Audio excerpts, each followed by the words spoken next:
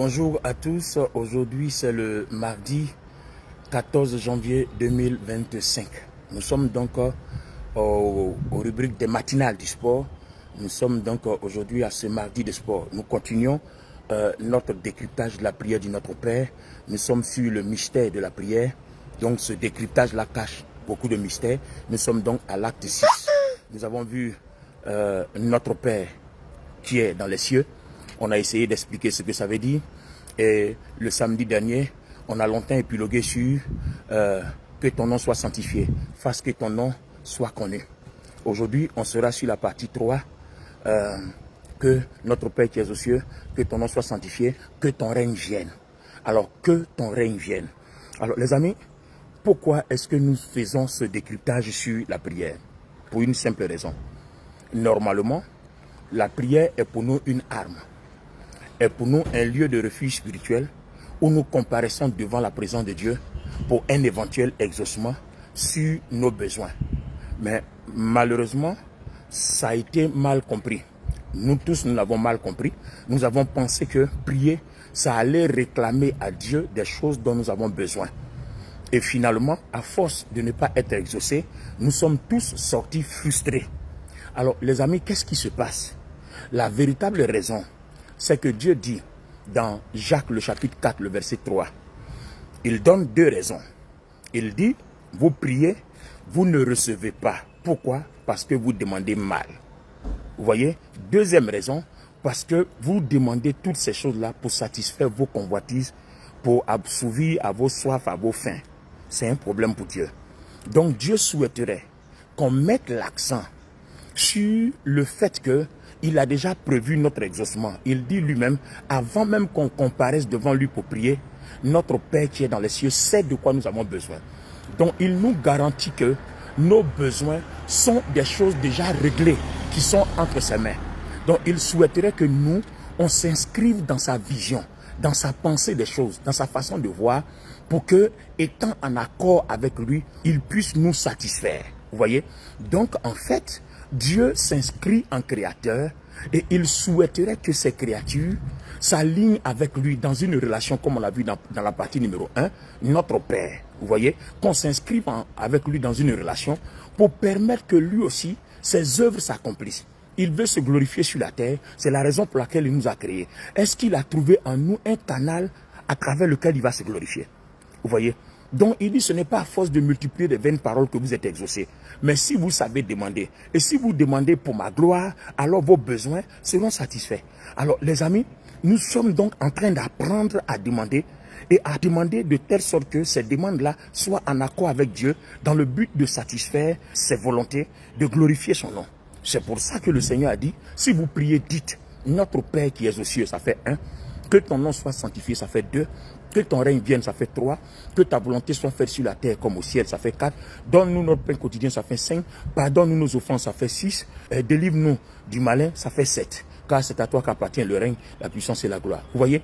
Donc ces 7 actes-là sont des pensées à décrypter. Ces 7 actes-là, représentent la volonté de Dieu à comprendre. Si nous savons décrypter la prière du Notre Père, loin d'être une récitation, et que nous savons prier et que nous savons faire la volonté de Dieu à travers la prière, à ce moment précis-là, il n'y a pas de raison que Dieu ne nous exauce pas. Donc on a essayé d'étudier la partie 1, notre Père qui est aux cieux, on a décomposé en 2, notre Père et puis après qui est aux cieux. Et après, on a vu que ton nom soit sanctifié, on a compris que la version parole de vie dit que ton nom soit sanctifié, fasse que ton nom soit connu. Et si le nom doit être connu, c'est à travers les hommes. On a essayé d'expliquer. Tout cela, je suis en train d'écrire un livre que je suis en train de finaliser par la grâce de Dieu. Bientôt, vous l'aurez sur le marché et vous aurez tous les détails. Et là, je suis en train de donner les grandes lignes pour aider quelqu'un à se rapprocher de Dieu comme Dieu m'a appris à le faire par la grâce de Dieu, par le Saint-Esprit. Alléluia. Les amis, regardons bien. Aujourd'hui, nous sommes sur la partie 3. Que ton règne vienne. Regardez dans Luc le chapitre 23. Quand nous prenons Luc le chapitre 23, à partir du verset 29 jusqu'à 34, nous voulons parler de l'attitude des 2 brigands à la croix. Il s'est passé quoi, les amis? Les 2 brigands à la croix ont eu 2 comportements différents. Il y a un qui a injurié le Seigneur. N'es-tu pas le Fils de Dieu? Sauve-toi et sauve-nous. Il a raconté ce qu'il peut raconter. Mais il y a un autre qui a dit, toi et moi, est-ce que tu ne sais pas qui nous sommes? Nous sommes des brigands, des voyous, des meurtriers, des criminels. Mais lui, Jésus, qu'est-ce qu'il a fait? Il n'a rien fait. Et puis il se dit, Seigneur, souviens-toi de moi quand tu reviendras dans ton règne. Là, le mot règne est employé ici. Or, là, nous sommes dans la partie 3 de la prière du Notre Père. Si nous voulons expliquer, il dit que ton règne vienne. Mais regardez bien, pendant qu'il dit au Seigneur, souviens-toi de moi quand tu reviendras dans ton règne, nous savons que le règne du Seigneur, le retour du Seigneur, son règne sera glorieux. Donc vous voyez que toutes les fois qu'on annonce le mot règne, ça parle de combat. Donc ça parle donc du royaume de Dieu. Et le Seigneur lui dit, aujourd'hui même tu es avec moi au paradis. Donc il ne parle pas de règne, le Seigneur parle de paradis. Donc vous voyez que le paradis qu'on a en vue de la vie éternelle est différent du royaume de Dieu en vue du règne du Fils de Dieu, Jésus-Christ. Vous voyez, c'est différent. C'est différent. Donc le règne fait mention, rappelle le royaume et sa puissance. Le royaume est la manifestation de la puissance de Dieu. Donc si Dieu doit glorifier son nom et que son règne doit se manifester sur la terre à travers les hommes, il va falloir que nous comprenions que le mot règne déjà révèle la puissance. Donc la manifestation de la puissance de Dieu à travers les hommes. Vous voyez? Donc le règne rappelle la puissance. Le règne rappelle le royaume. Un royaume, c'est une force. Un royaume, c'est une autorité. Un royaume, c'est un pouvoir. Un royaume, c'est un règne qui s'établit. C'est un trône. C'est différent de la vie éternelle. Donc quand le brigand lui dit, souviens-toi de moi quand tu viens dans mon règne, lui, le Seigneur Jésus ne parle pas du retour quand il vient dans son règne. Lui, il parle du paradis, il parle de la vie éternelle. Vous voyez? Alors, les amis, comment est-ce que nous allons faire pour que ce règne, la puissance de Dieu, pour que cette autorité glorieuse-là soit manifestée à travers notre vie? Alors, le Saint-Esprit me conduit ici dans Matthieu le chapitre 4. Allons-y remarquer, après la sortie des eaux du baptême du Seigneur, et puis il est conduit directement, où ça? Au désert pour être tenté par le diable. Il s'est passé quoi, les amis? Quand le Seigneur est sorti des eaux du baptême, après avoir été baptisé par Jean-Baptiste, on dit que le Saint-Esprit est descendu sur lui comme une colombe. Et le Seigneur dit, celui-ci est mon fils en qui j'ai placé toute mon affection. Bon, dans d'autres enseignements, je vous avais dit qu'il ne s'agissait pas réellement d'un baptême, mais c'était plutôt une confirmation à la sacrificature, au sacerdoce, parce qu'il est né de la lignée royale, mais là, il doit passer comme agneau pour le sacrifice. Donc, il ne peut pas être sacrificateur, parce que les sacrificateurs viennent de la lignée des Lévites, et puis les rois viennent de la tribu de Juda. Donc lui, il vient de la tribu de Juda, il ne peut pas être. Donc il faut qu'il passe à la sacrificature. Donc il y a un rituel.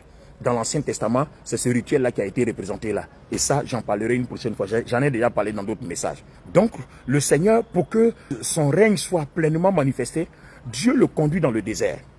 Suivez mon analyse, s'il vous plaît. Il s'en va dans le désert pour être tenté par le diable. Alors, arrivé là-bas, il va jeûner 40 jours et 40 nuits, sans manger, sans boire. Il va donc chercher la face de Dieu.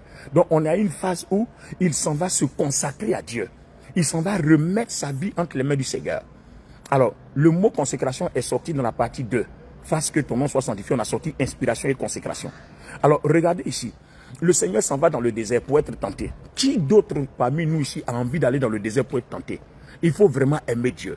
Il faut vraiment abandonner sa vie entre les mains du Seigneur pour aller au désert. Là où il y a les serpents, là où il y a la vie est difficile. Mais le Seigneur Jésus est allé au désert. Et au désert, le diable va le tenter par 3 fois. Transforme, tu as jeûné 40 jours, 40 nuits, transforme ces cailloux en pain. Le Seigneur a dit non, c'est écrit. Et après, il envoie encore. Il dit, jette-toi, les anges vont t'attraper. Le Seigneur lui dit, il est écrit.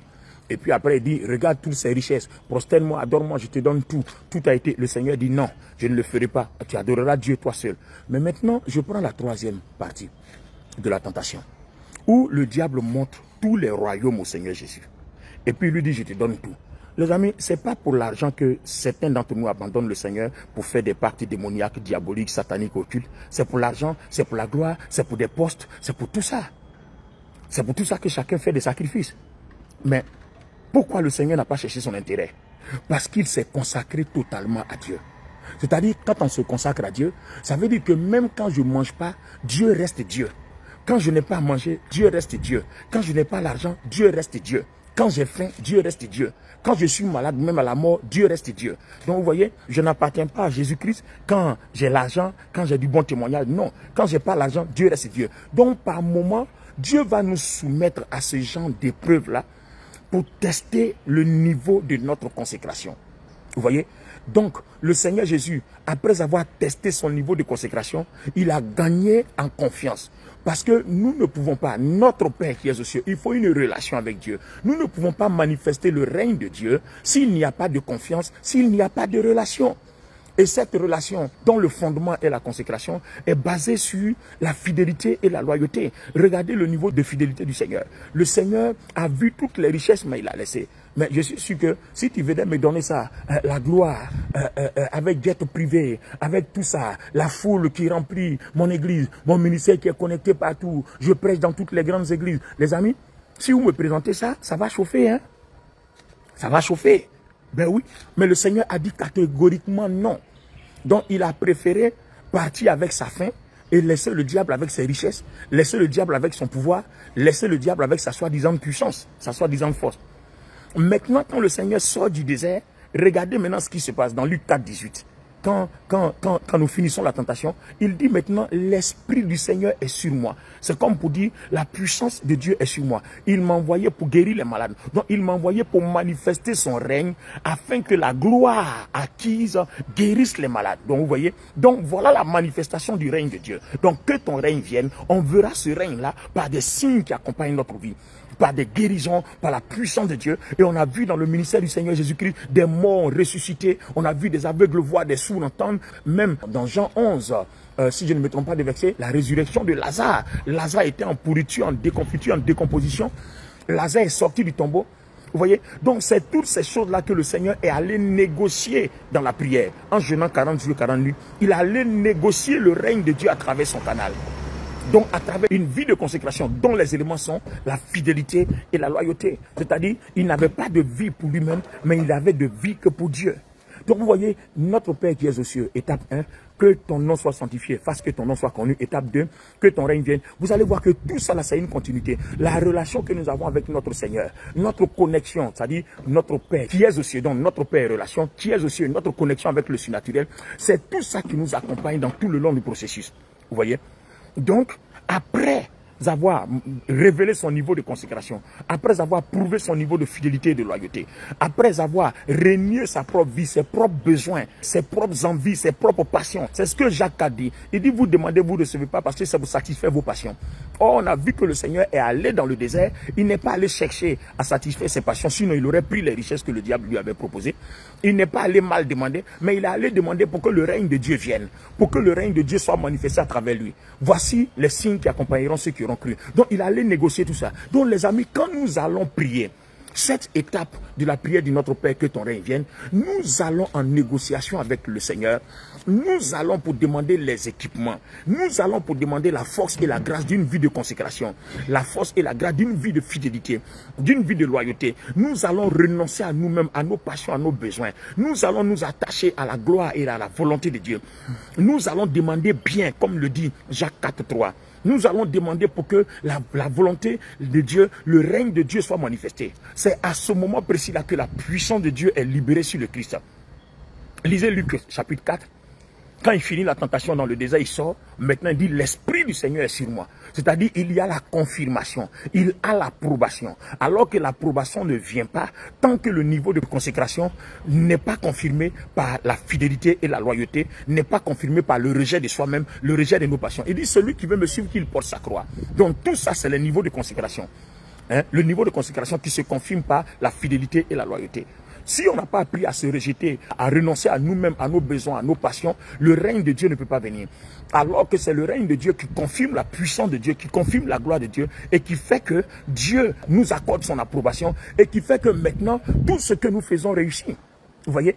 Qu'est-ce qui a fait que Jésus-Christ a réussi sur la terre? C'est la puissance de Dieu. Qu'est-ce qui a fait que les gens le suivaient? Comment on va faire puis les gens qui sont riches là vont nous suivre? Comment on va faire puis les gens vont s'intéresser à nous? C'est quand ils vont voir le règne de Dieu manifesté, l'autorité de Dieu manifestée par la puissance du Saint-Esprit, les gens vont nous suivre. Puisque notre vie commence à répondre aux besoins des gens qui sont autour de nous. Donc les gens vont commencer à nous suivre. Les gens vont mettre à la disposition de nos ministères leur argent. Ils vont commencer à mettre à la disposition de nos ministères leurs biens parce qu'ils voient ce que ça apporte à leur vie. plus ce qui à travers nous apporte la gloire dans leur vie, plus ils mettent aussi ce qu'ils ont à notre disposition pour que nous puissions continuer à glorifier, à manifester le règne du Seigneur. Que ce soit dans ton entreprise, dans ton ministère, dans tes affaires, le règne de Dieu va attirer la clientèle. Mais il faudrait que toi-même d'abord, ton niveau de consécration, confirmé par ta loyauté, ta fidélité, confirmé par la renonciation à tes propres besoins, confirmé par ton attachement à une relation avec Dieu, au point que tu fais tout pour satisfaire la gloire de Dieu, pour satisfaire les besoins du Seigneur. C'est à ce moment précis-là que le règne commence à attirer tout ce qu'il vaut, parce que tu es appelé à satisfaire ta vie, à accomplir ce pour lequel Dieu t'a appelé. Tu dois réussir ton pèlerinage. Pierre dit que nous sommes en pèlerinage sur terre. Donc chacun doit réussir son pèlerinage sur terre. Et réussir son pèlerinage sur terre, c'est permettre à Dieu de manifester son règne à travers nous, de telle sorte que quand Dieu accomplit ses besoins, à ce moment précis-là, lui aussi qui dit que, avant même que vous veniez en prière, je sais de quoi vous avez besoin. Donc quand nous confirmons, nous satisfaisons les besoins de Dieu, à ce moment précis, Dieu aussi satisfait nos besoins parce que nous en avons besoin pour continuer à satisfaire ses besoins. Mais celui qui cherche à satisfaire ses besoins, Dieu ne pourra pas satisfaire ses besoins à travers lui, donc ses besoins ne seront pas satisfaits. Parce qu'il dit, celui qui veut sauver sa vie la perdra, mais celui qui perd sa vie à cause de moi sauvera sa vie, gagnera sa vie. Donc vous voyez que c'est plutôt le contraire. Au lieu de chercher à sauver notre vie et la perdre, il faut plutôt chercher à sauver ce que Dieu veut que nous sauvions pour que Dieu lui-même sauve notre vie. Ça veut dire que nous ne pourrons jamais sauver notre vie par nous-mêmes. Nous ne pourrons jamais nous apporter par nous-mêmes ce dont nous avons besoin. Le Seigneur a déjà nos besoins. Avant de nous créer, il a déjà planifié. Éphésiens 1:3 dit, tous nos besoins là, Dieu les a déjà prédisposés avant même la fondation du monde.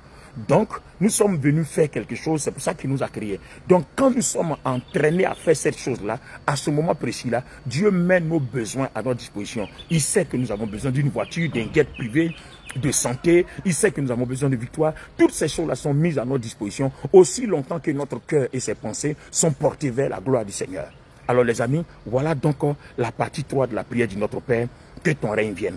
Donc quand on rentre en prière, c'est pour aller chercher les dispositions spirituelles, les connexions spirituelles pour que Dieu nous équipe afin que son règne soit manifesté. Et quand nous avons cette approbation-là, alors l'Esprit du Seigneur est sur moi, il m'a oint pour guérir, il m'a oint pour réussir mes entreprises, il m'a oint pour avoir mon doctorat, il m'a oint pour réussir en médecine, en philosophie, il m'a oint pour réussir en sciences, il m'a oint pour réussir mon commerce, il m'a oint pour réussir mes business, il m'a oint pour être député, il m'a oint pour être colonel, capitaine, général, il m'a oint, etc., etc. C'est comme ça que le succès vient.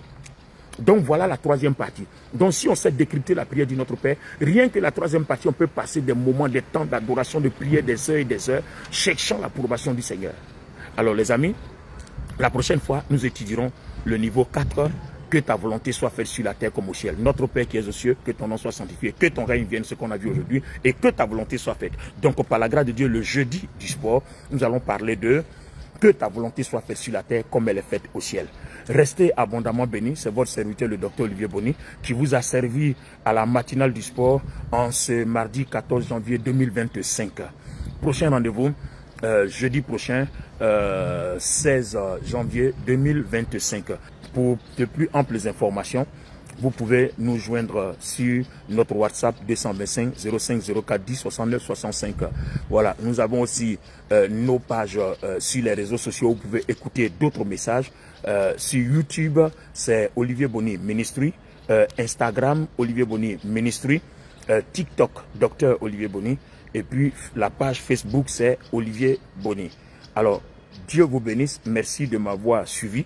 Et si ce que je fais ici par le Seigneur vous édifie, merci de le partager sur vos différents réseaux afin que d'autres personnes en soient édifiées. Restez abondamment bénis au nom de notre Seigneur Jésus-Christ et je dis Amen. Rendez-vous le jeudi prochain. Merci à vous de m'avoir suivi. Bye bye. Dieu bénisse votre journée. Amen.